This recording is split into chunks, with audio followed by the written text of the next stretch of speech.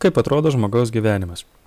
Remiantis statistikos duomenimis, dirbantis žmogus vidutiniškai trečdalį savo laiko miega, trečdalį dirba, o dar trečdalį skiria kitiems reikalams. Per metus darbe praleidžiame 88 paras.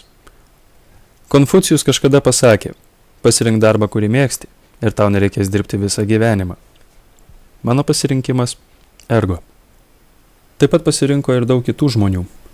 Beje, daugiausiai mano kolegų prie ergo prisijungė 2002 metais. Jei dabar skaičiuojate populiariausią stažą, teisingas atsakymas yra 11 metų.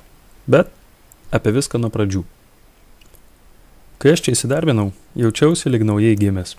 Ir prasidėjo naujas gyvenimas.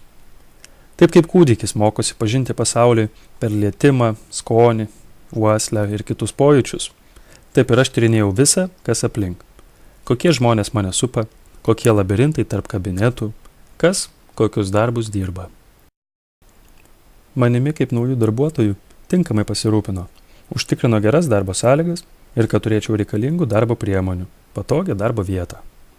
Man nereikėjo spėlioti, kaip elgtis. Kolegos dalinosi savo asmeninę patirtimi apie darbus bei sėkmingą karjeros pradžią. O bėgant laikui, man reikėjo vis mažiau pagalbos iš aplinkinių, atsirado daugiau savarankiškumo ir drąsos imtis naujų atsakomybių. Kai įgijau daugiau patirties bendrovėje, supratau, kokia veiklos sritis man yra mieliausia ir kaip galiu prasminti save ergo, kaip noriu tobulėti bei kokios karjeros siekiu. Atėjo diena, kai ir aš galėjau dalintis darbinę patirtimi su kolegomis. Pradėjau dirbti savo gyvenimą. Myliu gyvenimą ir įmonę, kurioje dirbu. Ir aš toks ne vienas. Šalia manęs gyvena žmogus, kuris irgi myli. Šalia jo dar ir dar ir dar vienas.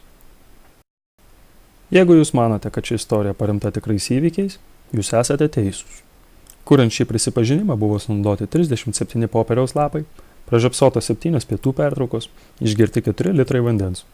Vienas iš 2 šeštadienį buvo saulėtas, o kitas tiesiog šeštadienis.